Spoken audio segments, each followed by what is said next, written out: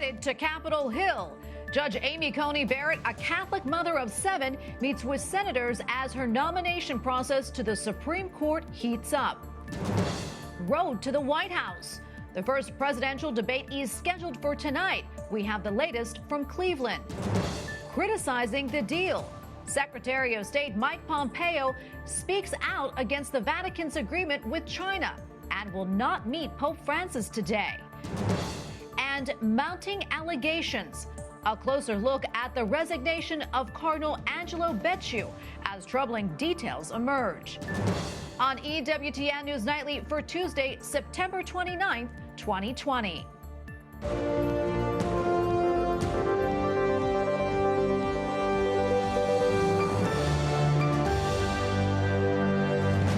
Good evening. Thanks for joining us tonight. I'm Tracy Sable. Judge Amy Coney Barrett is on Capitol Hill today visiting with key Republicans ahead of her Supreme Court nomination hearings slated to begin in less than 2 weeks. Capitol Hill correspondent Eric Rosales reports. Eric?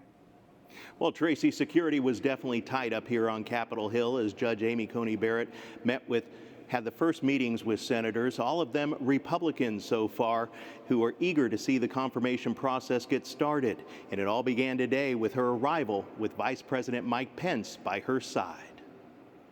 Judge Amy Coney Barrett removed her mask to climb the stairs to the Senate for her first meetings on Capitol Hill. Inside, masks were back on, and members of the press were kept at a distance due to COVID-19 regulations. Vice President Mike Pence urged Democrats to agree to meet with Judge Barrett and to conduct a respectful hearing. We look forward to a vote in the Senate in the near future to fill the seat on the Supreme Court of the United States, because the American people deserve a justice like Judge Amy Coney Barrett. Senator Mike Crapo was among the senators, all Republicans, to meet with Judge Barrett today. I'm glad to see that we have a nominee who will interpret the law as it is written, rather than trying to be an activist and create new law. And while several Democrats have said that they will not meet with Judge Barrett, Senator Joe Manchin tells me he will. That's part of my responsibility, meet and confer. GOP Congresswoman Debbie Lesko tells me the Senate has no time to waste. This is vital that the Senate act fast to put in a conservative, constitutional U.S. Supreme Court justice that will rule on things for years to come that will be pro-life, pro-family, and pro-religious freedom. Senate Democratic leader Chuck Schumer says it's going to be an uphill battle to stop this confirmation process, but he's going to do everything in his power to do so, along with his contender, Vice President Kamala Harris, contender Kamala Harris, who is also sits on the Judiciary Committee. Tracy? Okay, thank you so much. Correspondent Eric Rosales reporting from Capitol Hill tonight. Tonight, President Donald Trump and his Democratic rival Joe Biden square off in their first presidential debate. We are now just 5 weeks out from Election Day, and the coronavirus pandemic is one of the items up for debate. We head to Cleveland in just a moment, but first, we start with White House correspondent Owen Jensen. Owen? Tracy, a huge night on tap for both the president and former vice president. Millions will be watching two very different styles and personalities. Now, because of the coronavirus, there won't be any handshake to start things off, but rest assured the pandemic will be front and center when the gloves come off. It's debate night in Cleveland. On stage, the incumbent, President Donald Trump, and the former vice president, Joe Biden. On the agenda, the coronavirus, which has sickened or killed more than 30 million people around the globe. Expect the sparks to fly on stage over the pandemic. Just yesterday, President Trump announced this. We're announcing our plan to distribute 150 million Abbott rapid point-of-care tests in the coming weeks. 50 million tests will go to protect the most vulnerable communities, which we've always promised to do, including 18 million for nursing homes, 15 million for assisted living facilities. And in the race for a vaccine. Incredibly important to know that we are almost at the finish line in terms of having a vaccine available. But Joe Biden's been highly critical of the president's handling of the crisis. Yesterday, he tweeted, "Until we deal with COVID-19, we'll never get our economy fully back on track, get our kids safely back to school, or get our lives back. It's why, as president, I won't waste a day getting this virus under control." And Joe Biden's wife, Dr. Jill Biden took a not-so-subtle swipe. And Joe is the only candidate in this race with a plan to recover from this pandemic. Now the debate gets going at 9 o'clock sharp Eastern Time, lasts an hour and a half. The moderator is Chris Wallace of Fox News, and whether any minds are changed, well, that remains to be seen. Tracy? White House correspondent Owen Jensen reporting tonight. Thank you so much, Owen. And joining me now from Cleveland with more on tonight's debate is Philip Crowther, international affiliate reporter for the Associated Press. Philip, welcome back. Always great to see you. As Owen just mentioned, no handshakes tonight, something that we've gotten used to. Give us a sense of what we can expect to see and how the pandemic has influenced the debate's format and also the layout. Well, I can tell you that I, for one, wouldn't be here without a negative COVID-19 test, and that's the case for everybody who is inside this pretty tight bubble here around the debate stage and the debate arena you see behind me. That's, of course, the case also for anybody who will be inside of that debate hall in a few hours' time when that debate gets underway. Now, I had a look inside yesterday. It does look similar to any other debate stage you might have seen over the last few years, specifically those you saw 4 years ago during the Trump-Clinton debates. But there is one notable difference on stage. The lecterns that Trump and Biden will be using are that little bit further apart, again, because of social distancing and the coronavirus pandemic. As you just heard, the moderator will be Chris Wallace, maybe the moderator, maybe even the referee, in what we expect to be a bit of a battle between these two contenders. It's going to be a 90-minute long debate and probably all sorts of fireworks on stage.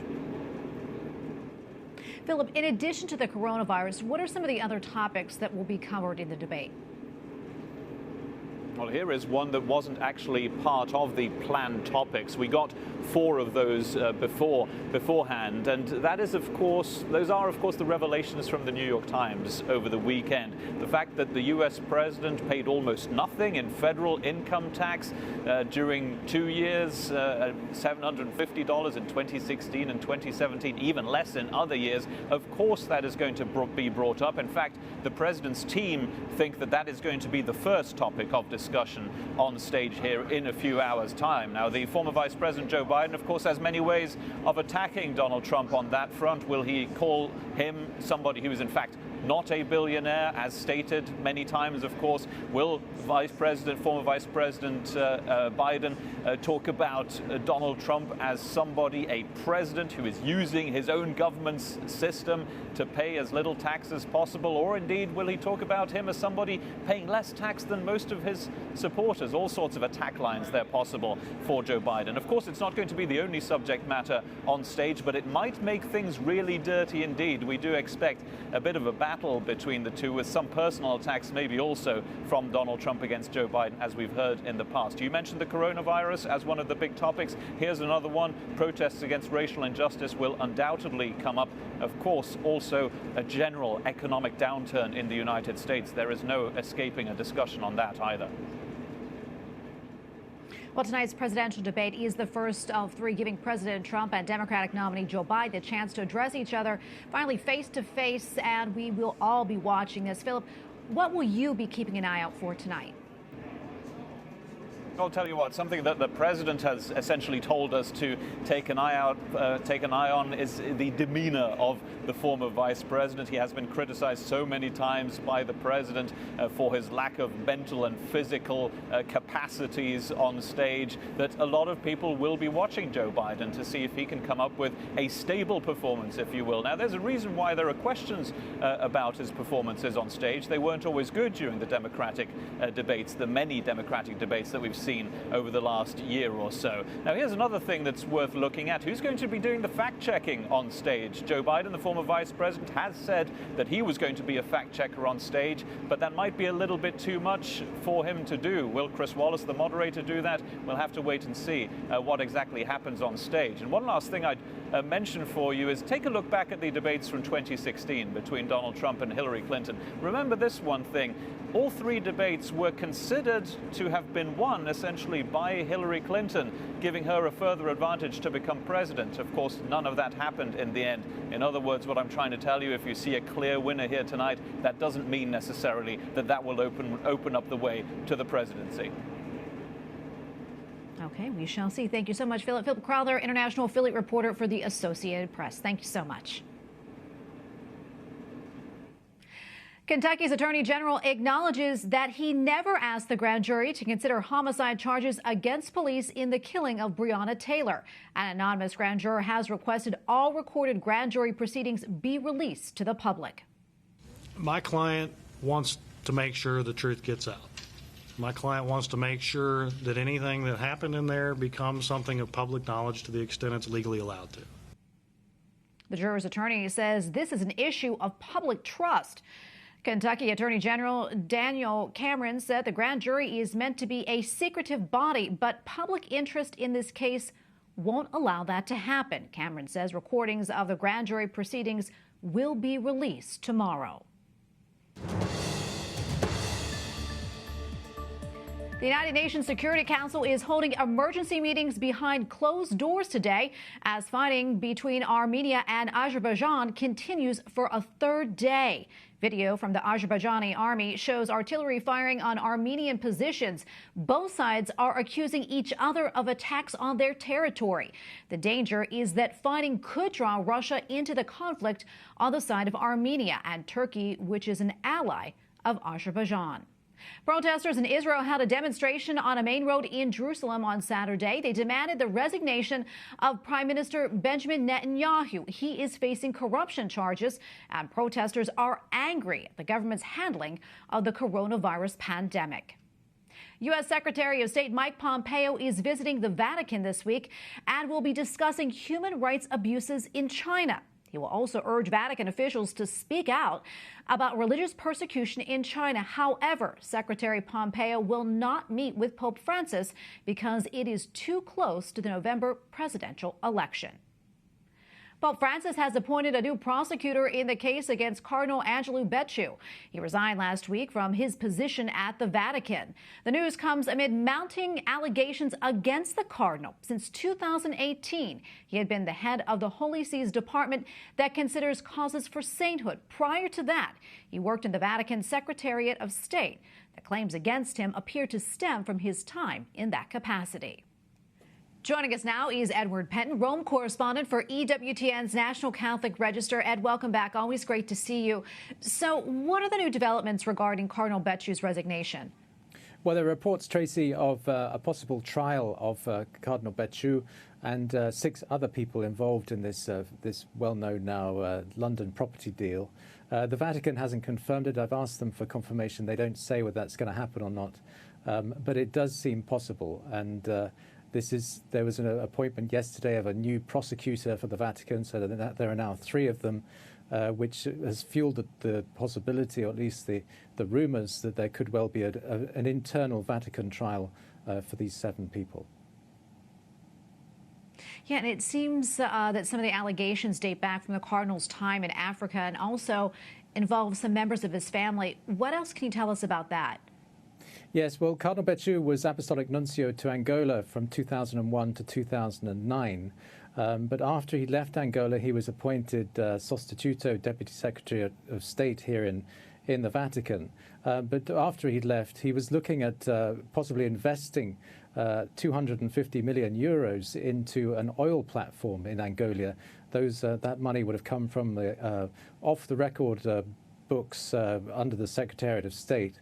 That didn't go ahead, but the person, the broker who was involved in that deal, that possible deal that didn't happen, a person called Antonio Mosquito, then actually ended up giving 1.5 million euros to Archbishop Becciu's brother, who runs a microbrewery in Italy. And it's still not quite clear why that money ended up there, or the connection between the 3 of them. But I understand that Cardinal Becciu made the introduction to his brother, but that was it. He says he never had anything to do with that deal towards the microbrewery. Interesting. Well, as we reported yesterday, Cardinal George Pell is returning to Rome this week. Why is he coming back now, and what does that mean for financial reform at the Vatican? Yes, well, he's coming back really to spend a few months here. He wants to to do a few things. His belongings are still here in his apartment. But I understand that the Pope is going to give him a few jobs to do. He'll probably be involved in some aspects of advising on financial reform, perhaps unofficially. But he's going to be here for some time. And it's not clear exactly whether the Pope asked him back, but I think he certainly wanted him back. He likes Cardinal Pell. He admires his honesty and frankness. And I think he liked what he did and his vision of financial reform when he was here. So I think those are the reasons why he's come back. And he'll be back, I believe, from tomorrow afternoon. Well, Ed, thank you so much for your time today. We always appreciate your analysis. Edward Penton, Rome correspondent for EWTN's National Catholic Register. Thanks again, Ed. Thank you, Tracy. In part two of an exclusive interview with our sister publication, the National Catholic Register, Cardinal Joseph Zen, the retired Bishop of Hong Kong, says what advice he would give to the faithful in Hong Kong and Communist China. In Hong Kong, we are becoming very much in similar situation than in China now. So I would give the same advice. Don't provoke the government. And because it's dangerous now, because they can put in prison for any word you say. And but then when it's necessary, you have still to give witness to the truth. Cardinal Zen says he is working with the foundation to help persecuted Christians in China, adding that all of us are in the hands of God. And you can read the entire interview with Cardinal Zen at the National Catholic Register at ncregister.com. Coming up, a closer look at the confirmation process for Supreme Court nominee Amy Coney Barrett.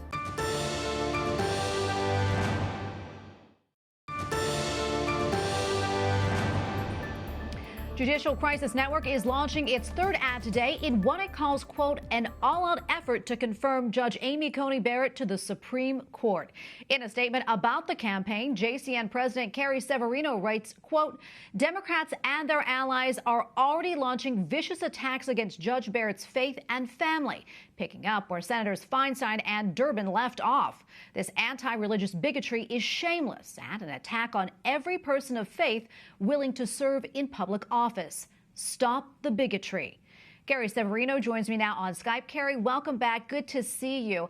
Judicial Crisis Network expects to spend at least $10 million in this effort to confirm Judge Amy Coney Barrett to the Supreme Court. Can we talk about the significance of that and also what you're hoping to convey in these ads?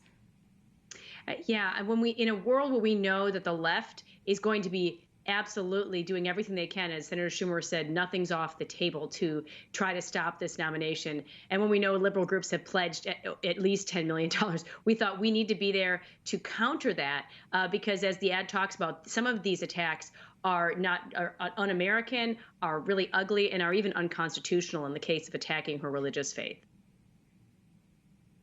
Carrie, JCN has played a major role in the confirmations of Justices Neil Gorsuch and Brett Kavanaugh. As you watch this confirmation process unfold, what are your thoughts about how they compare at this stage? Well, remember early on in the Kavanaugh confirmation process, while you had a lot of the high-pitched rhetoric that we're kind of seeing now in the Barrett confirmation, we thought, okay, this is still moving slowly. He's such an impressive nominee. It's going to get confirmed. And it wasn't till the hearing, really, where we started to see things exploding with people protesting and getting dragged out of the hearings. Even then, it wasn't until slightly after that when really things went wild with some of these last-minute smears and allegations. So, well, I think right now it's very clear that, from her presentation on Saturday, I think so many people are really impressed with Barrett, not just her obvious brilliance, but, the way she carries herself, her grace, her charm. I think we have to be ready during the hearings, which are coming up on the 12th, that there could be more of these anti-Catholic attacks launched, just like we saw at her first hearing, the dogma lives loudly within you, this kind of thing, or from Senator Harris, like her attacks on the Knights of Columbus, because they actually hold to Catholic values of sanctity of life and sanctity of marriage. So I think we have to be ready for last-minute attacks because we know the stakes are very high for this seat. Carrie, what would you say to critics of this overall process who say the winner of the November 3rd presidential election should fill Justice Ginsburg's seat? What would you say to that? Well, I'd say we're going into a period where there's going to be really important cases potentially dealing with the election and helping to make sure we understand who the winner of the election is. It would be a very difficult time to have only 8 justices in the court potentially splitting 4-4 in any of those cases. I'll also point out that we have historical precedent for rapid confirmations and even unanimous confirmations of some of our previous justices, like Justice Ginsburg in 42 days, Justice O'Connor, who was confirmed in 33 days, and Justice Stevens in only 19 days. So there's more than enough time to get this done, especially with a nominee who, like Barrett, was recently confirmed by a bipartisan majority in the Senate. So she's not someone who's new to them. They're very familiar with her. I think this is a process that can move swiftly, and it's certainly one that I think the American people are going to be happy with because she's such an outstanding nominee, such a role model for women. And Carrie, thank you so much for your time. We appreciate it. Carrie Severino, president of Judicial Crisis Network. Thanks again for your insights. Thanks. Up next, the Justice Department weighs in on San Francisco's mandates restricting church attendance during the pandemic.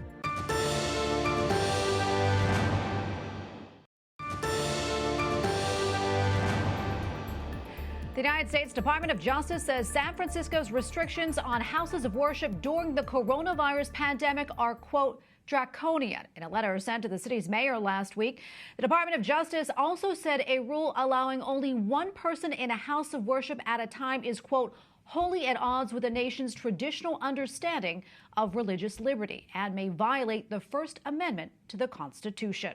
San Francisco's restrictions on public worship are among the strictest in the country. Joining us now is Archbishop Salvatore Corleone, head of the Archdiocese of San Francisco. Your Excellency, thank you so much for joining us today. We appreciate your time. You're certainly welcome. Well, right now as we speak, the restrictions remain in place. Let's talk about that and also your reaction to the Department of Justice letter to San Francisco's mayor. Do you think it will have any effect? Well, first of all, I'm very grateful to the Department of Justice that they've noticed what we've been suffering under in San Francisco and have intervened to protect our rights to worship. So I'm very grateful and relieved. And the letter made a number of very important points, one of which you mentioned at the beginning of the show. I was also struck by the letter's sentence about the Constitution's unyielding protection for religious believers is what distinguishes the United States from other places that are dominated by tyranny and despotism. So that is a very critical point. Will it have an effect? Well, as a matter of fact, I found out literally about 5-10 minutes ago that it has had an effect. The city just announced the next health order that is now opening up places of worship, houses of worship indoors for worship services, up to 25% capacity or a total number of 100, which is what the guideline that the state issues. That already is very problematic that there's a numerical limit placed on it because other comparable sorts of places and activities do not have a numerical limit. But the city has acknowledged that our people have been suffering under these severe restrictions and that they need to return to worship. So they have now are clearing the way for us to return to indoor worship to the maximum that the city can, which is within the guideline that the state of California sets. Can you talk a little bit about what it's been like trying to minister to your flock with the restrictions in place? Well, certainly it has been very challenging. For a couple of months, we were not able to have any services at all when all the shelter-in-place orders started back in March, and there was great fear and panic and a lot of lack of knowledge about the virus. So everyone will recall how just everything in society just basically shut down. That was very difficult, but I'm grateful that my priests were finding creative ways to stay in touch through. Well, a lot of parishes were live streaming masses.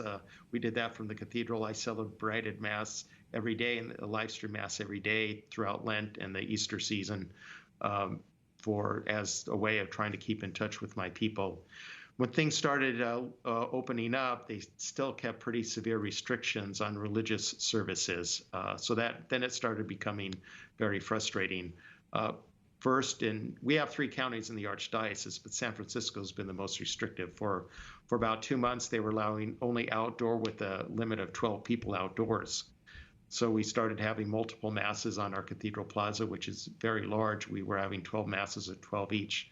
Then the city opened it up to 50 a couple of weeks ago. So we had multiple masses of 50, although the health order included a provision that multiple gatherings are prohibited at the same location. So clearly seemed to be targeting us. And that's when they also put in this other provision of only one person at a time inside of church to pray. Well, at the same time, in that same health order, they opened up indoor services that involve extended one-on-one contact, such as nail and hair salons and tattoo parlors and massage parlors and these kinds of services. So it's been very distressing. Our people have been suffering. They need the Eucharist. They need the fellowship of their fellow believers.